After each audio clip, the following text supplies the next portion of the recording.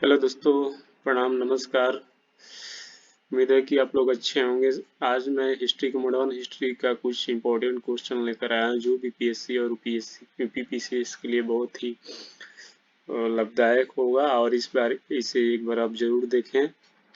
तो इसका ये क्वेश्चन नंबर मैं पहले भी पार्ट में आपको बता चुका हूँ कुछ क्वेश्चन, और इस क्वेश्चन 81 नंबर है कि अवध के प्रशासन पर निम्नलिखित रपटों को पढ़े और नीचे दिए गुट में सही दर्शाए। Narrative of journey through offer pregnance of Hindustan, journey through the kingdom of Awadh in the year 1750। इसका आंसर होगा दोस्तों 3। सी, इसका आंसर होगा बी। 1 2 3 तीनों सही है। 82 क्वेश्चन है, प्रथम मंगल मैसूर युद्ध में मराठे और निजाम हैदर अली के विरुद्ध अंग्रेजों के साथ थे। प्रथम आंग्ल मैसूर युद्ध में मराठे और निजाम हैदर अली के विरुद्ध अंग्रेजों के साथ थे। द्वितीय आंग्ल मैसूर युद्ध में मराठों और निजाम ने अंग्रेजों के विरुद्ध हैदर अली का साथ दिया। ये क्वेश्चन इंपॉर्टेंट है दोस्तों, इस पर आप जरूर ध्यान देना। तो ये आप दीजिएगा। तो इसका आंसर होगा डी, ना तो 1 और ना ही 1। 83 क्वेश्चन है दोस्तों, निम्नलिखित पर की शाहजादा सुजैस्ट कंपनी के 4-1% 21% के समान सिलक्स में 30 लाख रुपए वार्षिक भुगतान के बदले मुक्त कर दिया गया। मुर्शिद कुली खान जाफर ने कंपनी के दस्तों को आंतरिक व्यापार के लिए प्रयोग में न लाए जाने की व्यवस्था दी गई। ईस्ट इंडिया कंपनी के सेवकों को भारतीय व्यापारों के सीमा शुल्क से बचने हेतु दस्तक विक्रय कर दी। तो इसका होगा दोस्तों 2 और 3 केवल। मुर्शिद कुली जाफर ने कंपनी के दस्तकों को आंतरिक व्यापार के लिए प्रयोग में न जाने की व्यवस्था की। ईस्ट इंडिया कंपनी के सेवकों ने भारतीय व्यापारियों को सीमा शुल्क से बचने हेतु दस्तावेज विक्रय कर दी। 84 क्वेश्चन है दोस्तों, अमृतसर की संधि, चतुर्थमेश्वर युद्ध, लाहौर की संधि और ईस्ट इंडिया की संधि। तो इसका होगा दोस्तों 2। सबसे पहला चतुर्थमेश्वर संधि, उसके बाद अमृतसर की संधि, उसके बाद लाहौर की संधि, नहीं उसके बाद ईस्ट इंडिया की मेवाड़ से संधि, और तीसरा लाहौर की संधि। 5वां क्वेश्चन है, उत्तरकालीन मुगल काल के शायद बंधुओं के बारे में निम्नलिखित में से कौन सा कथन सत्य है। उन्होंने प्रशासनिक शक्ति को नियंत्रित किया, वह ज्यादा शाह के सत्ता में उन्होंने राजा साहू के साथ समन्वय किया। तो इसका आंसर है, ये भी इम्पोर्टेंट क्वेश्चन है, वो ज्यादा शाह को सत्ता में लाए। निम्नलिखित में टीपू सुल्तान की कौन सी चांदी का सिक्का उनके औसत वजन के साथ सम्मिलित नहीं है। बाकीरी 43 ग्रेन, आबादी 87 ग्रेन, जाफरी 20 ग्रेन और काजमी 08 ग्रेन। तो इसका आंसर होगा दोस्तों 08 ग्रेन। 87 क्वेश्चन है, द्वितीय इसमें से सुलिमित है। द्वितीय आंग्ल में सूर्य हैदर अली ने अंग्रेजों को पराजित किया। प्रथम आंग्ल में युद्ध में हैदर अली पराजित हुआ। तृतीय आंग्ल में सूर्य टीपू सुल्तान युद्ध जीता और अपने भूभाग पर अंग्रेजों को नहीं दिया। चतुर्थ आंग्ल में सूर्य टीपू पराजित किया और युद्ध में दी। तो इसका आंसर होगा दोस्तों डी। निम्नलिखित में से एक सही सुनियमित है। मीर जाफर का दीवान, राम नारायण सिद्दुल्लाह का सेनानायक और राय दुर्लभ बिहार का सूबेदार, जगत सेठ बंगाल का प्रसिद्ध सेठ। तो इसमें आंसर होगा जगत सेठ। 89 क्वेश्चन है दोस्तों, निम्नलिखित कथनों पर विचार कीजिए कि कथन टीपू पट्टम में स्वतंत्र वृक्ष का आरोपण किया। टीपू सरकार के मस्तिष्क पर फ्रांसीसी क्रांति की छाप छोड़ी थी। ए आर दोनों सही है, किंतु आर ए की सब सही व्याख्या है।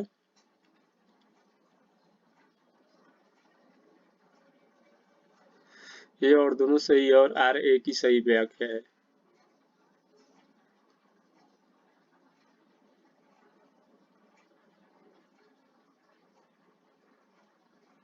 तो इसका आंसर होगा दोस्तों बी। 90 क्वेश्चन है, दुर्लभ सुनियमित करना। इसमें दुर्लभ बंगाल का नवाब का कोषाध्यक्ष, जगत सेठ मुर्शिदाबाद का सेठ, मोहम्मद राजा का बिहार का दीवान, राजा सिद्दीकदर है, बंगाल का दीवान। तो इसका आंसर होगा दोस्तों दुर्लभ बंगाल का नवाब का, गलत है। जगत सेठी मुर्शिदाबाद का सेठ, ये भी गलत है। तीसरा में है वो दोनों सही है। और तीसरा में मोहम्मद राजा खा बिहार का दीवान, ये गलत है। राजा सिताब राय बिहार के ये वो थे दीवान थे, तो ये भी गलत है। तो इसका आंसर होगा दोस्तों डी।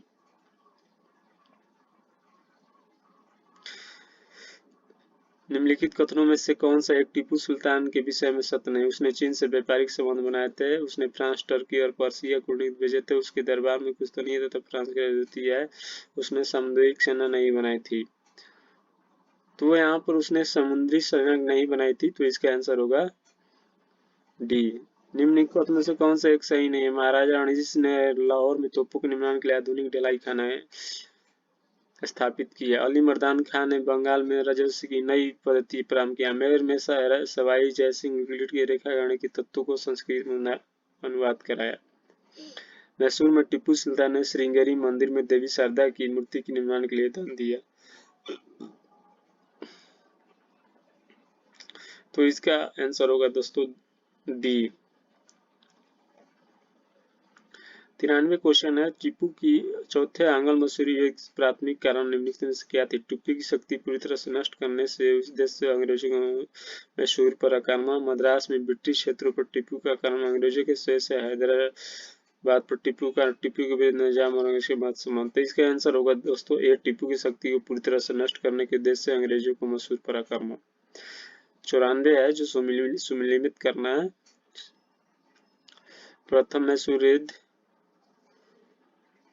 प्रथम मैसूर युद्ध आपका इसके युद्ध, द्वितीय मैसूर युद्ध, तृतीय मैसूर युद्ध, चतुर्थ मैसूर युद्ध। तो प्रथम मैसूर युद्ध का जो है वो संबंध है आपका कर्नल स्मिथ से, दूसरा है द्वितीय मैसूर युद्ध वारेन हेस्टिंग्स से, तीसरा है C1 कर्नवाली से, और चौथा है आपका डी मैसूर युद्ध 3 वेल्जली से।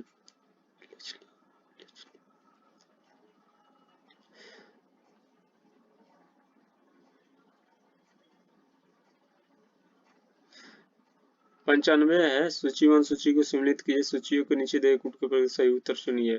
1775 में कौन सा युद्ध हुआ था? प्रथम अंगल बर्मा युद्ध। 1780 में प्रथम अफगान युद्ध। 1824 में प्रथम अंगल मराठा युद्ध, और 1838 में द्वितीय। इसमें आपका दोस्तों होगा 1775 में आपका हुआ था प्रथम अंगल मराठा युद्ध। एक बी का होगा 1780 प्रथम अंगल अफगान युद्ध। बी का होगा इसमें 3। बी का होगा आप में इसमें आपका 4 द्वितीय आंग्ल मैसूर युद्ध। 1780 में द्वितीय आंग्ल मैसूर हुआ था। तीसरा होगा सी का इसमें 1 1824 में प्रथम आंग्ल बर्मा युद्ध हुआ था। डी का 1838 में D2 प्रथम आंग्ल अफगान युद्ध 1838 में हुआ था। निम्नलिखित 96 क्वेश्चन है, निम्नलिखित भारतीय शासकों में से कौन सा जिसने विदेशी में आधुनिक पद्धति से दूतावास स्थापित किए थे? मीर कासिम, हैदर अली, शाह आलम द्वितीय, डी टीपू सुल्तान। तो इसका आंसर होगा दोस्तों डी टीपू सुल्तान। निम्नलिखित में से कौन सा ब्रिटिश अधिकारी अवध को ब्रिटिश साम्राज्य में शामिल किए जाने के पक्ष में नहीं था? नेपियम, आउटरूम, होरुस, सिलेमन। तो इसका आंसर होगा दोस्तों डी सिलेमन। अवध के स्वायत्त राजा का संस्थापक कौन था? ये भी इंपॉर्टेंट क्वेश्चन है। तो इसका होगा आपका सादत खान बुरहान मुल्क। बी। अहमद शाह ने 1748 में सफदरजंग किस पद पर नियुक्ति किया था? अहमद शाह ने सफदरजंग किस पद? तो इसका आंसर होगा दोस्तों साम्राज्य का वजीर। 100वां क्वेश्चन है, निम्न में से कौन सी अवध के नवाबों का प्रथम राजधानी थी? इलाहाबाद, लखनऊ, फैजाबाद, फर्रुखाबाद। तो इसका होगा दोस्तों फैजाबाद। 101 क्वेश्चन है, टीपू सुल्तान की राजधानी थी द्वार समुद्रम, बेलूर, श्रीरंगपट्टम। तो इसका आंसर होगा दोस्तों डी। बेडूनर लोन कनारागुआ किस शासक के काल से संबंधित था? इसका ऑप्शन दिया गया है इसमें प्रथम मैसूर युद्ध में हैदर अली क्षेत्र में, दक्षिण भारत में निजाम के क्षेत्र में, उत्तर पश्चिम मुस्लिम क्षेत्र में, दक्षिण के प्रेम क्षेत्र में। तो इसका होगा प्रथम मैसूर युद्ध में हैदर अली के विजय क्षेत्र में। 103 क्वेश्चन, मैसूर में स्थापित प्रथम न्यायाधीश गण में प्रजा मित्र मंडली की स्थापना के पीछे प्रमुख उद्देश्य क्या था? तो इसका आंसर होगा दोस्तों बड़ीवार अंश का विरोध। नेक्स्ट क्वेश्चन है, लॉर्ड वेलेस्ली के मैसूर के सुल्तान टिप्पू की शादी में जिसमें टिप्पू की मूर्ति है, किसने मुख्य ऑर्गेनाइजेशन कमान संभाली थी? तो इसका होगा जनरल हैरिस। 105 क्वेश्चन, निम्नलिखित से कौन सा भारतीय राज्य अंग्रेजों के लिए दुधारू गाय था? हैदराबाद, मैसूर, मराठों का राज, अवध। तो इसका होगा दोस्तों answer Awadh. Tipu Sultan, next question है, टीपू सुल्तान अंग्रेजों के साथ कब में मारा गया? तो इसका ऑप्शन दिया गया 1799, 1897, 1793, सन 1769। तो इसका आंसर होगा दोस्तों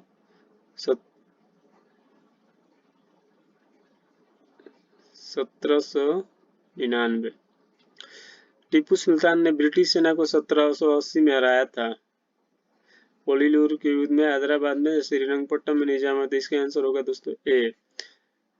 नेक्स्ट क्वेश्चन है, प्रथम आंग्ल मैसूर युद्ध में 1767 से 69 में कौन सा विजय हुआ?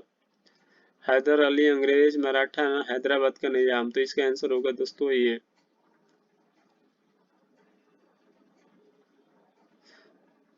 निम्नलिखित में से कौन सा एक युद्ध के साथ द्वारा समाप्त किया गया? द्वितीय कर्नाटक युद्ध, प्रथम कर्नाटक, प्रथम मैसूर युद्ध, द्वितीय मैसूर युद्ध। तो इसका होगा प्रथम मैसूर युद्ध। टीपू सुल्तान ने अपनी राजधानी बनाई, तो इसका आंसर होगा दोस्तों श्रीरंगपट्टनम में। दोस्तों मेरा वीडियो कैसा लगा, और अगर जरूर आपको अच्छा लगे तो कमेंट में जरूर बताइए, और मेरे चैनल को जरूर सब्सक्राइब कर दीजिए। धन्यवाद दोस्तों।